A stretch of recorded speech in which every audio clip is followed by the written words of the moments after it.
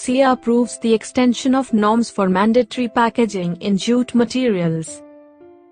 Cabinet Committee on Economic Affairs (CCEA) has approved to expand the scope of mandatory packaging norms under Jute Packaging Material (JPM) Act 1987. It has approved that 100% of the food grains and 20% of sugar shall be mandatorily packed in diverse jute bags.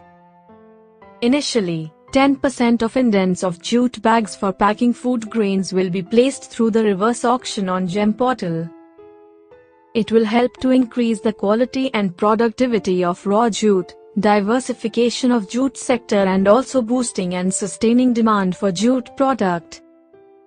India is the largest producer or cultivator of jute in the world, around 60%, followed by Bangladesh and China.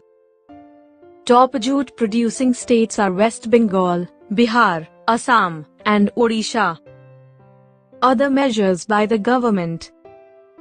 In order to improve the productivity and quality of raw jute through a carefully designed intervention, called the Jute iCare. To support the diversification of jute sector, the National Jute Board has collaborated with National Institute of Design and a jute design cell has been opened at Gandhinagar.